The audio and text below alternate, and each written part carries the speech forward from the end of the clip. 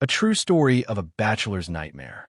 I'm a bachelor sharing a single room, a mess with four other guys. Our room is usually alive with laughter, chatter, and constant company. But during this one Eid holiday, the scene completely changed. Three of my roommates had gone home for the festivities, leaving just me and one other, a driver by profession. Since he's often away for work, I knew I was likely to be alone in the room that evening. Like any other day, I finished hanging out with my friends next door and returned to my room around midnight. I ate my dinner, settled into bed, and turned off the light. The faint glow of my mobile screen was the only light as I scrolled through social media. It was a perfectly normal night. I don't know exactly when, but somewhere in the middle of chatting, I drifted off to sleep.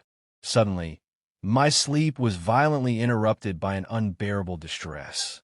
It felt as if someone was pressing down on my chest with immense weight. I couldn't breathe. I was suffocating. I tried desperately to move in my sleep, but I couldn't. The agony was intense. Finally, I managed to force my eyes open. Immediately, I realized the full horror. My hands, my feet, my entire body, it felt like an incredibly strong force was holding me down. I couldn't move an inch.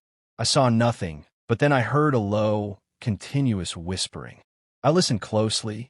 Someone was muttering something and saw an individual lying next to me, roughly my size, with their entire body covered by a blanket.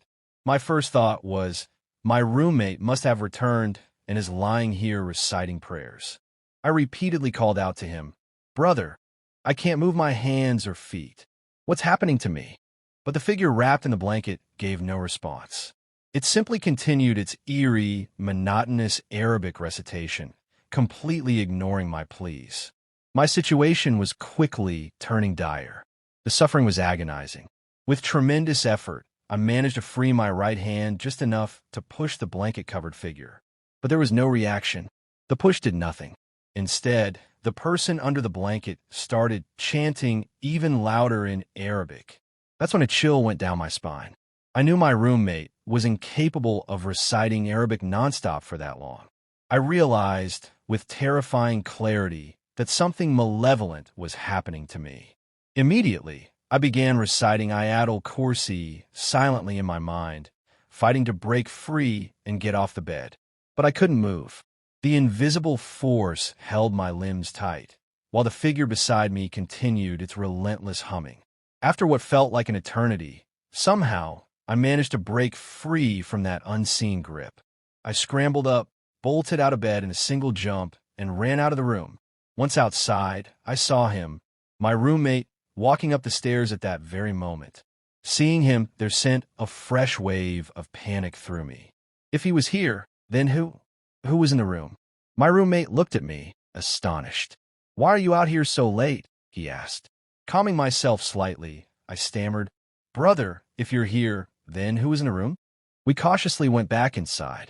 The room was empty. Everything was normal. My roommate shrugged it off, saying, "Oh man, you must have just been dreaming." But I know I wasn't dreaming.